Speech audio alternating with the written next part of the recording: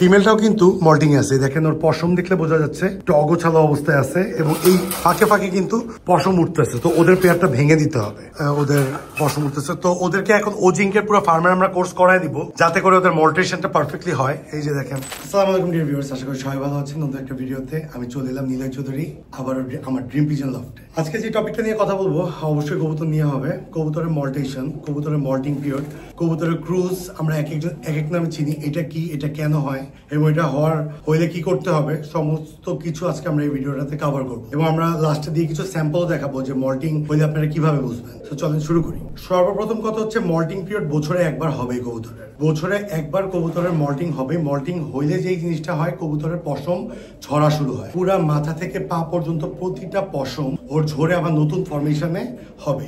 So এটা হচ্ছে season, যখন শীত আপনার শেষ হয়ে গরমের দিকে এন্ট্রি করবে, ফল সেশনটা, এই সেশনটাতে একটু বেশি হয় জিনিসটা। সো এই যখনই মল্টিং শুরু হয় আপনার, এটা অনেক দিন নিতে পারে, 15 দিন হইতে পারে, 20 দিন হইতে পারে, 1 মাস হইতে পারে, 3 মাস হইতে পারে, 4 মাস হইতে পারে, কারণ এক একজনের শেড এক এক জায়গায়। আর মল্টিং সবার একসাথে শুরু হয় না, কারো আগে কারো পরে শুরু হয়। সো এখন কিন্তু বেসিকলি মল্টিং পিরিয়ড চলতেছে। অনেক কবুতর মল্টিং থেকে উঠে গেছে, আবার অনেকে এখন মল্টিং এ আছে, উঠতেছে, ঠিক হচ্ছে। So is a natural formation of feather. Feather যে ফরমেশনটা, এটা একদম ন্যাচারাল ফরমেশন। এই মল্টিং এর কারণে দেখা যাচ্ছে একটা কবুতরের যেই ফেদার গুলো ঝরে নতুন করে উঠে, সেই ক্ষেত্রে কিন্তু ওর কবুতর ব্রিডিং প্রসেসে আর স্পিড চলে আসে। কবুতরের যেই পুরান পশমটা উঠে নতুন পশমটা উঠছে, এতে কিন্তু ওদের পুরা বডির যে স্ট্রাকচার সবই কিন্তু নতুন, ওদের পালক গুলো। তো এই নতুন ফরমেশনের সময় কিন্তু আমাদেরকে একটু টেক কেয়ার করতে হবে কবুতর। সর্বপ্রথম কথা হচ্ছে ওই সময় ব্রিডিং করা যাবে না। মল্টিং পিরিয়ডের সময় কবুতরকে ব্রিডিং করবেন না, কবুতরতে কোনো ভালো রেজাল্ট পাবেন না। আপনারা দেখবেন কবুতর ডিম পারতেছে না, কবুতর ডিম পাড়া বন্ধ করে দিচ্ছে, কবুতর একটু উইক ফিল করতেছে। ওর তখন রুচির দরকার আছে, তার রুচি যাতে আসে, proper forms of vitamins, minerals, ভালো ফুড, ভালো গ্রিড, এই সমস্ত জিনিস আপনারা প্রোভাইড করবেন মল্টিং এর সময়। মল্টিং এর সময় জোড়া ভেঙে দিবেন মেল ফিমেল আলাদা করে। এবং মল্টিং এর সময় যেটা হবে, একটু বেশি বেশি ফার্মটা কিন্তু ক্লিন করতে হবে, কারণ ওদের পশম যেহেতু ঝরে, আপনার নতুন পশম হচ্ছে, প্রচুর পশম হবে আপনার ফার্মে। এই টাইমটা আপনাদের কিন্তু একটু হার্ডওয়ার্ক করতে হবে। মল্টেশনের সময় আপনাদের প্রপার ওকে ওজিঙ্ক একটা মেডিসিন আছে, যেটা হচ্ছে ভিটামিনস, ওদের ফেদার ফর্মেশনে হেল্প করে। আমাদের এখনো করানো হয়নি, আমরা করাবো। ওজিংটা নাই, আমরা আনবো কাল পরশু। ওজিংটা আপনারা প্রপার ফর্মেশনে অবশ্যই করাবেন। ওদের খাবারের ডায়েটটা মেনটেন করবেন, ওদের পেয়ারিং যাতে না হয় এটা মেনটেন করবেন। সো সর্বপ্রথম কথা হচ্ছে যে কবুতরের মল্টিং কিন্তু খুবই ভালো একটা জিনিস কবুতরের শারীরিক গঠনের জন্য। কারণ কবুতরের পশমে উকুন থাকতে পারে, কবুতরের পশমে পোকা থাকতে পারে, মাছি থাকতে পারে।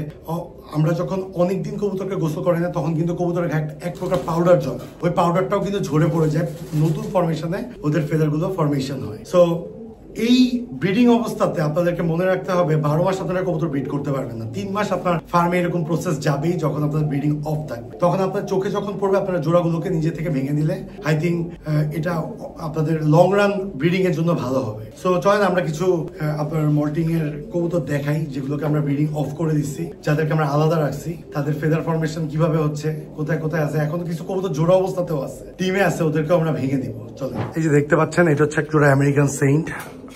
ওরা কিন্তু আপনার সামনে যে মেল বারটা দেখছেন, ওর ফুল মল্টিং আছে। ওর এই যে দেখেন, ঘাড়ের পশম দেখলে বোঝা যাবে, ওর কিন্তু অলরেডি ঘাড়ের পশম পরে উঠতেছে ফাঁকা। ফিমেলটাও কিন্তু মল্টিং আছে, দেখেন ওর পশম দেখলে বোঝা যাচ্ছে একটু অগোছালো অবস্থায় আছে এবং এই ফাঁকে ফাঁকে কিন্তু পশম উঠতেছে। তো ওদের পেয়ারটা ভেঙে দিতে হবে। এটা আমাদের top class quality American scent. Already এগুলো আমরা ভেঙে দিছি। এদের মধ্যে একটু দেখাই আপনাদেরকে। এই যে এইখানে আমাদের আমেরিকান সেন্ট যেগুলো আমরা ভাঙছি, এগুলো আছে। এই দেখেন ওর পশম কিন্তু ঝরে উঠতেছে, দেখতে পাচ্ছেন।